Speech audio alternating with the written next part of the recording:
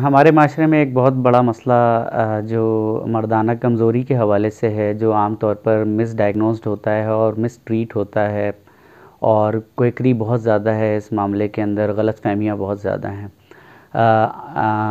चार basic reasons होते हैं इस प्रॉब्लम के।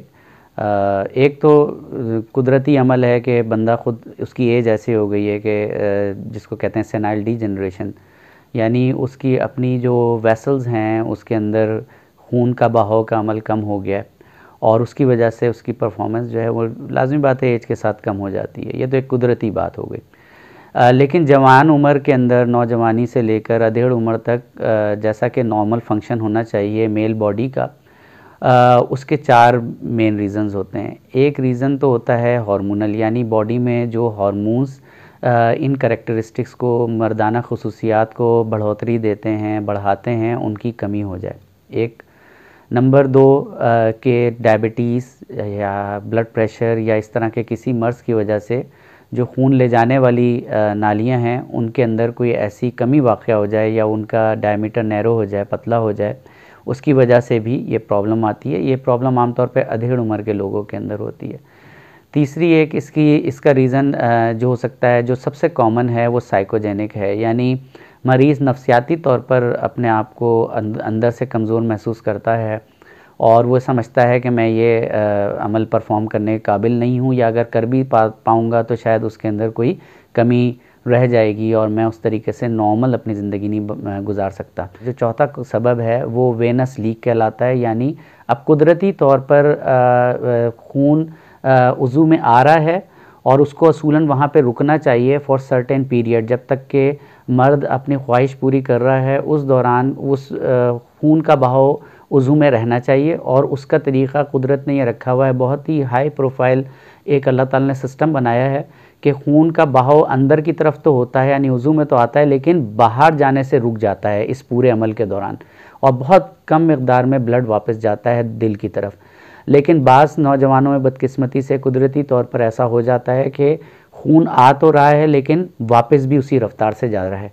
इसको हम वेनस लीक कहते हैं, जिसकी वजह से नॉर्मल परफॉर्मेंस नहीं हो पाती, और ऐसे मरीज़ फिर मुख्तलिफ फिर दरवाज़े खटखटाते हैं, लाज़मी बात है उनको पता भी नहीं होता कि कहाँ जाना है।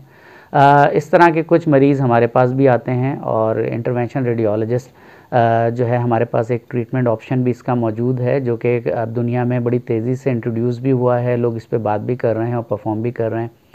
इसका तरीक़ा इलाज जदीद ये होता है कि जो एंडोवास्कुलर, यानी हम रगों के अंदर जाते हैं अपने कैथेटर्स के ज़रिए, जिस तरह आपने कार्डियक एंजियोग्राफी सुनी होगी, इसी तरह से बिल्कुल ये एंजियोग्राफी के ज़रिए प्रोसीजर किया जाता है, और उन वेंस को जो कि उज़्व ख़ास को ड्रेन कर रही होती हैं, उनको हम ख़ास ग्लू के ज़रिए और कॉइल्स के ज़रिए बंद कर देते हैं। जब वो वेंस बंद हो जाती हैं तो जिस वक्त खून का दौरानिया अंदर की तरफ आता है उज़ू में, तो वापसी का रास्ता उसका रुकावट का शिकार हो जाता है, और इस तरह जो नॉर्मल फंक्शन है मर्दाना वो बहाल होना शुरू हो जाता है। इस अमल को हम endovascular embolisation of peri prostatic venous plexus कहते हैं। थोड़ा सा लंबा नाम है, कॉम्प्लेक्स नाम है, लेकिन जो वेंस का गुच्छा है उसको हमने बंद करना होता है, ताकि खून जब अंदर जाए तो वापसी में उसको रुकावट महसूस हो और ये परफॉर्मेंस नॉर्मल आ सके। अभी रिसेंटली हमने कुछ प्रोसीजर्स किए हैं, उन प्रोसीजर्स का बहुत प्रॉमिसिंग रिज़ल्ट आया है। तीसरे चौथे दिन ही हमें फ़ीडबैक आना शुरू हो गया मरीज़ का, और जिनके जो लास्ट हमने किया है पेशेंट, वो 39 ईयर ओल्ड जवान बंदा था। शादी इसी वजह से नहीं कर पा रहे थे वो कि उनको यह एतमाद ही नहीं था कि वो अपनी अज़दवाजी ज़िंदगी को नॉर्मल गुजार सकेंगे। तो हमारे पास कहीं से रेफ़र हुए, आमतौर पे यूरोलॉजिस्ट, यानी जो गुर्दे मसाने के डॉक्टर हैं, वो इन चीज़ों को देख रहे होते हैं, और वो पहले तमाम टेस्ट करवा लेते हैं। वो टेस्ट हम भी करवाते हैं। साथ ही साथ साइकेट्रिक एवेल्यूएशन भी होती है ऐसे मरीज़ों की। कहीं ऐसा तो नहीं कि साइकोजेनिक रीज़न की वजह से ऐसा ना हो रहा हो। हार्मोनल एवेल्यूएशन भी करते हैं कि हार्मोन्स का लेवल इनका नॉर्मल आ रहा है कि नहीं आ रहा। तो ये मरीज़ जो हमारे पास आए थे, इनको वेनस लीक का डायग्नोस्ड इनका इशू था, जो हमने 2 मरतबा कन्फर्मेशन भी की बड़े इदारों से। इसका अल्ट्रासाउंड डॉप्लर होता है ख़ास किस्म का, जो 40 से 45 मिनट तक चलता है ये अल्ट्रासाउंड। वो करवा के हमने कंफर्म किया, और उसके बाद हमने प्रोसीड किया, और ये पाकिस्तान में गालिबन अपनी नौइयत का पहला केस था, जो 40 से 45 मिनट तक चलता है ये अल्ट्रासाउंड। वो करवा के हमने कंफर्म किया, और उसके बाद हमने प्रोसीड किया, और ये पाकिस्तान में गालिबन अपनी नौइयत का पहला केस था, जो 40 से 45 मिनट तक चलता है ये अल्ट्रासाउंड। वो करवा के हमने कंफर्म किया, और ये पाकिस्तान में गालिबन अपनी नौइयत का पहला केस था, जो 40 से 45 मिनट तक चलता है ये अल्ट्रासाउंड। जिसके अंदर इस तरह की मर्दाना कमज़ोरी का बड़ी कामयाबी के साथ इलाज हुआ। अल्हम्दुलिल्लाह यही इलाज इस वक्त यूरोप और अमेरिका के अंदर बहुत महंगा है, क्योंकि इसकी इन्वेंट्री महंगी है, सामान बाहर से आता है सारा, और करने वाले लोग पाकिस्तान में अभी तक मेरे मालूमात के मुताबिक तो फ़िलहाल कोई प्रोसीजर नहीं हुआ था। हमने ये शुरू किया है प्रोसीजर। ये प्रोसीजर पाकिस्तान में अब शुरू हुआ है, लेकिन क्योंकि इन्वेंट्री महंगी है, यानी सामान इसका बाहर से सारा इंपोर्ट हो रहा है, तो थोड़ी कॉस्ट इसकी आ रही है। बाहर के मुकाबले में तो 1/4 बल्कि 1/5 इसकी कॉस्ट है। पाकिस्तान के अंदर इसकी कॉस्ट तकरीबन रेंज करती है, डिपेंड कि हम कौन सा कितना सामान यूज़ होगा मरीज़ के अंदर। बाज़ मरीज़ों में दोनों तरफ की वेंस खुली हुई होती हैं, बाज़ में एक तरफ की वेन होती है, तो इसमें जितने कॉइल्स यूज़ होंगे, जितना ग्लू यूज़ होता है, उस हिसाब से इसकी इन्वेंट्री बनती है और चार्जेस बनते हैं। एवरेज कॉस्ट इसकी तकरीबन 4 से लेके 7 लाख के दरमियान आ रही है। यही अमेरिका और यूरोप के अंदर इससे कम 4 से 5 गुना ज़्यादा आती है कॉस्ट। जो मर्द होता है जब वो जवान होता है तो उसको ये अंदाज़ा हो जाता है कि उसकी परफॉर्मेंस क्या है और कैसी होनी चाहिए। फिर लोग लिटरेचर सर्च करते हैं। जिनकी शादियां कम उम्र में हो जाती हैं उनको तो अंदाज़ा हो जाता है, लेकिन जो हमारे यहाँ क्योंकि शादियाँ ही लेट होती हैं और 28 साल, 30 साल, 32 साल तक लोगों को पता नहीं चलता, फिर इतना ज़्यादा मवाद मौजूद है, यानी जो नेगेटिव मवाद जिसको हम कहेंगे वो मौजूद है इंटरनेट के ऊपर भी और किताबों में, अखबारों में, कि उसकी वजह से वैसे भी लोग बहुत ज़्यादा साइकोलॉजिकली डिप्रेस हो जाते हैं और समझते हैं कि हम नॉर्मल नहीं हैं। तो एक आदमी को पता कैसे चलेगा कि उसमें कमज़ोरी है? उसका पैरामीटर तो कि रात के वक्त मर्द की बॉडी में एक नॉर्मल तब्दीली आती है जो रात के आखिरी हिस्से में होती है आमतौर पर, और ये हार्मोनल चेंजेस की वजह से बॉडी में आती है। अगर तो नौजवान के अंदर ये रोज़ाना या हर दूसरे दिन ये अमल हो रहा है तो वो नॉर्मल ही कहलाएगा, उसके अंदर कोई एबनॉर्मेलिटी नहीं है। हमारे माशरे अगर किसी को ये भी नहीं होता तो फिर उसको यूरोलॉजिस्ट की यानी जो गुर्दे मसाने के डॉक्टर हैं उनकी असिस्टेंस लेनी चाहिए, या कोई करीबी फैमिली फिजिशियन है उनकी असिस्टेंस लेनी चाहिए। और किसी भी किस्म की दवाई खाने से पहले या किसी भी हकीमी नुस्खे को इस्तेमाल करने से पहले मुस्तनद मुआलिज और डॉक्टर के पास पहुंचना ज़रूरी है। आम तौर पर इस चीज़ की तशख़ीस क्योंकि रेडियोलॉजी के ज़रिए ही होती है, अल्ट्रासाउंड के ज़रिए होती है और सिटी स्कैन के ज़रिए होती है, तो वहाँ से पेशेंट हमारे पास रेफ़र हो जाता है। और फिर अब ये नया तरीक़ा इलाज क्योंकि ऑफ़र ही हम कर रहे हैं, लिहाजा फिर उसकी फ़र्दर ट्रीटमेंट भी हमारे पास होगी। पाकिस्तान में कोई इस वक्त डाटा ऐसा अवेलेबल नहीं है जिसके बारे में वसूख के साथ कह सकें कि कितने मर्द इम्पोटेंसी का शिकार हैं और उनकी क्या मेजर वजूहात हैं, लेकिन पूरी दुनिया का जो डाटा है वो ये बताता है कि 4 मेन वजूहात जैसा कि मैंने पहले बताई हैं। हमारे माशरे में हमारा भी ख्याल ये है कि साइकोजेनिक कॉज सबसे ज़्यादा लीडिंग है, यानी नफ्सियात और डिप्रेशन की वजह से मर्दों की परफॉर्मेंस नीचे हो जाती है बहुत सारे मर्दों में। और कुल इम्पोर्टेंट पेशेंट अगर मिसाल के तौर पे 100 हैं तो उसमें से 70 से 80% यही वाली कैटेगरी पाई जाती है। उसके अलावा आर्टीरियल इंसफिशेंसी जो कि डायबिटिक पेशेंट्स में हो सकती है, क्योंकि शुगर के अंदर भी जो वेसल्स होती हैं वो नैरो हो जाती हैं कि खून का पहुंचना ही मुमकिन नहीं हो पा रहा या सही से खून पहुंच नहीं पा रहा उज़ू के अंदर, तो ये भी कंट्रीब्यूट कर रही हैं। और मेरा अपना ख्याल है, इस पर कोई साइंटिफिक डाटा नहीं है मेरे पास, लेकिन मेरा ख्याल है कि 10 से 15% ये मरीज़ भी माशरे में मौजूद हैं।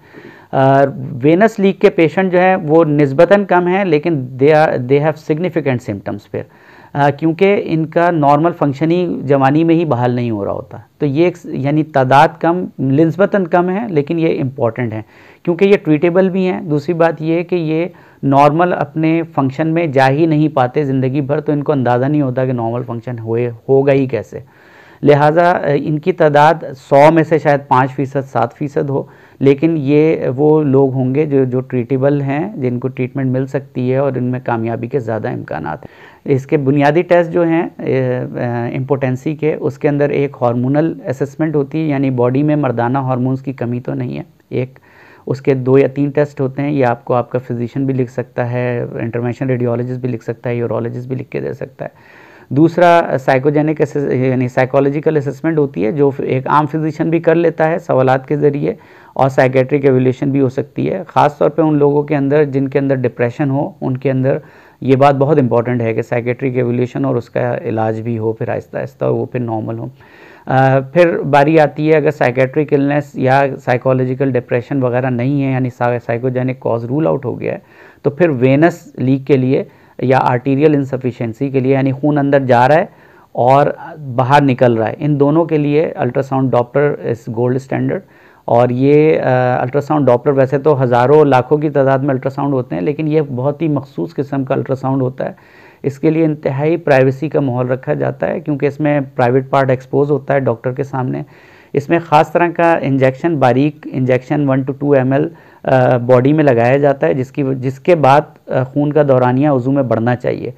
जिस वक्त ये दौरानिया बढ़ रहा होता है उस वक्त ये अल्ट्रासाउंड किया जाता है और इंतहाई प्राइवेसी के साथ किया जाता है, क्योंकि बहुत प्राइवेट इशू होता है। This is the gold standard test, और ये बड़े हॉस्पिटल्स में ही करवाना चाहिए जहाँ पे ये सारी सहूलियात हों। प्लस जो मशीन अल्ट्रासाउंड की यूज़ होती है वो बहुत एक्सपेंसिव होती है, और वो ख़ास मशीन होती है जिसके ऊपर ये अल्ट्रासाउंड बेहतर जिसका रिज़ल्ट आ सकता है। हर छोटी बड़ी अल्ट्रासाउंड मशीन पे इसका रिज़ल्ट नहीं आता। तो ultrasound Doppler is gold standard for diagnosis, उसी के ऊपर डायग्नोसिस होता है। बाद मरतबा हमें सिटी करवाना पड़ता है, और सिटी स्कैन कुछ पेशेंट में हम करवाते भी हैं। इरेक्टाइल डिसफंक्शन या मर्दाना कमज़ोरी के लिए अल्ट्रासाउंड करवाया जाता है। ये सहूलत टर्शरी केयर हॉस्पिटल्स में ही मौजूद है। कुछ सेंटर्स डेडिकेटेड इमेजिंग के ऐसे हैं जहाँ पे होता है, लेकिन जो बड़े हॉस्पिटल्स हैं, टर्शरी केयर हॉस्पिटल्स का मतलब होता है जहाँ पे हर तरह का इलाज होता है। बड़े हॉस्पिटल्स जो हैं, जिसमें गवर्नमेंट के भी हो सकते हैं और प्राइवेट भी होते हैं, लेकिन बहरहाल हमारे यहाँ क्योंकि हेल्थ फैसिलिटीज़ ज़्यादा बेहतर प्राइवेट हॉस्पिटल्स में है, वहाँ पे ये अल्ट्रासाउंड की सहूलत ज़्यादा मौजूद, अच्छी तरह मौजूद है। पेनाइल इम्प्लांट्स पूरी सर्जरी है, बड़ी सर्जरी है, और इसके अंदर जो है वो ख़ास मटेरियल के इम्प्लांट्स रखे जाते हैं। वो इस तरह के होते हैं कि इन्फ्लेट कर सकते हैं आप उसको, और उसका कंट्रोल जो है वो सबकुटेनियस यानी खाल के नीचे एक बटन के ज़रिए दे दिया जाता है, और जिस वक्त ये ख्वाहिश पैदा हो उस वक्त उस बटन को दबा के और इम्प्लांट के अंदर फ्लूइड भर के और भर जाता है कुदरत यानी खुद ब खुद, और उसके ज़रिए फिर ये अमल परफॉर्म होता है। लेकिन ये बहुत एक्सपेंसिव है और इसकी अपनी कॉम्प्लिकेशंस भी हैं। ऑल्दो के सक्सेस रेट तो मौजूद है, लेकिन बहुत एक्सपेंसिव है और ये एक आम आदमी तो अफोर्ड करने का सोच भी नहीं सके। इनफर्टिलिटी का मतलब है कि जो तौलीदी जसीमे हैं, जो टेस्टिस से प्रोड्यूस होते हैं, उनकी कमी का होना इनफर्टिलिटी कॉज करती है। तो एक मर्द जो कि इम्पोर्टेंट ना हो, यानी वो कमज़ोर नहीं है अंदरूनी तौर पर, लेकिन उसके सफ़ेद जिसीमें कम हैं, इसको कहते हैं इनफर्टिलिटी। दूसरा है इम्पोर्टेंस, यानी उसमें मर्दाना कमज़ोरी तो मौजूद है लेकिन उसके तौलीदी जसीमें बिल्कुल नॉर्मल हैं। तो ये दो अलग चीज़ें, दोनों को अलग समझने की ज़रूरत है। कुछ मर्द ऐसे होंगे जिनके अंदर इम्पोर्टेंसी होगी, यानी उनमें मर्दाना कमज़ोरी होगी, लेकिन उनके जो तौलीदी जसीमें स्पर्म्स काउंट नॉर्मल होगा, और ये अच्छे खासी बड़ी मकदार में पेशेंट होते हैं। इसीलिए हम स्पर्म काउंट सबसे पहले करवाते हैं कि सबसे पहले देखा जाए कि कहीं तौलीदी जसीमों का ही तो मसला नहीं है, क्योंकि तौलीदी जसीमें और स्पर्म्स का बनने का अमल हार्मोन्स के ज़ेर असर है। अल्लाह ताला ने पूरा सिस्टम इसका केमिकल बनाया हुआ है। तो अगर हार्मोन्स नॉर्मल हैं तो तौलीदी जसीमों को भी नॉर्मल होना चाहिए, और ऐसा बंदा चाहे वो कमज़ोरी क्यों ना हो उसमें औलाद पैदा करने की सलाहियत मौजूद रहती है। दूसरा ग्रुप है जिसके अंदर तौलीदी जसीमें कम हैं लेकिन वो पोटेंट है, यानी उसमें मर्दाना कमज़ोरी तो नहीं है लेकिन तौलीदी जसीमें बनाने की सलाहियत टेस्टिस में बहुत कम हो गई है। ये दूसरा ग्रुप है। तीसरा ग्रुप वो है जिसके अंदर दोनों खराबियाँ हैं, यानी वो इम्पोर्टेंट भी है और उसमें इनफर्टिलिटी भी है, यानी उसके तौलीदी जसीमें भी कम बन रहे हैं हार्मोन्स की वजह से, कम होने की वजह से, और साथ ही साथ उसके अंदर मर्दाना कमज़ोरी भी पाई जाती है। जिसमें तौलीदी जसीमें नहीं बन रहे वो वेरिकोसील यानी टेस्टिस के अराउंड जो खून की नालियाँ हैं वो फैल जाती हैं, जिसकी वजह से खून का दौरानिया कम हो जाता है, स्लो हो जाता है। और अल्लाह ताला ने एक ऐसा मैकेनिज़्म बनाया है, उसकी कुदरत है कि उसने एक ऐसा एनवायरनमेंट इन ऑर्गन्स को दिया हुआ है जहाँ पे टेम्परेचर उनको 1 डिग्री to 2 डिग्री सेंटीग्रेड कम चाहिए बॉडी से। खून जाता रहता है लेकिन तेज़ी से वहाँ से निकलना चाहिए, ताकि जो टेस्टिस के अराउंड का एरिया है, ताकि टेम्परेचर को कम से कम किया जा सके। इसको कहते हैं कंडक्शन, यानी हीट कंडक्शन। वहाँ से तेज़ी के साथ हीट को निकालता है, ब्लड इटसेल्फ उस हीट को पास ओवर करता है बॉडी को। तो इस वजह जितना उनका टेम्परेचर 1 to 2 डिग्री सेंटीग्रेड जब कम रहता है तो वहाँ पे तौलीदी जरासीम स्पर्म्स की जो ग्रोथ है वो बहुत तेज़ी से होती है, बेहतर अंदाज में होती है। अगर वहाँ पे वेरिकोसील हैं या खून की नालियाँ फैल गई हैं तो खून आ तो नॉर्मल स्पीड से रहा है लेकिन निकलने का अमल बहुत स्लो हो जाता है। जब वो निकलने का अमल स्लो होता है तो इस वजह से जो टेम्परेचर है टेस्टिस का वो बढ़ जाता है। बढ़ने की वजह से जो स्पर्म्स की जनरेशन है वो मुतासिर होना शुरू हो जाती है।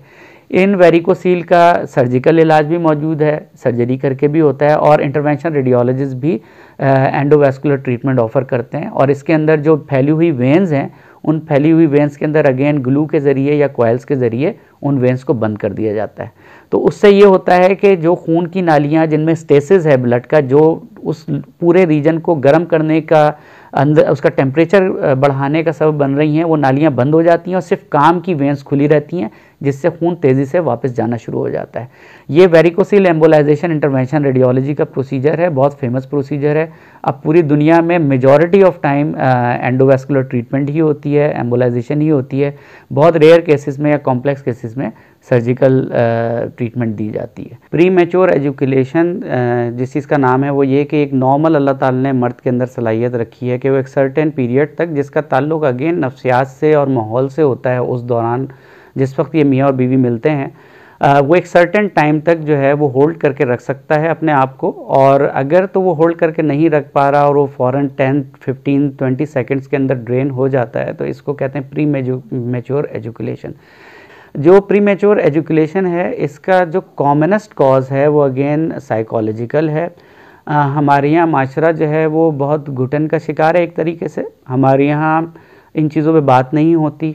हमारे यहाँ लड़कों को, लड़कियों को कोई ट्रेनिंग नहीं, ट्रेनिंग का मतलब है उनकी कोई एजुकेशन नहीं होती।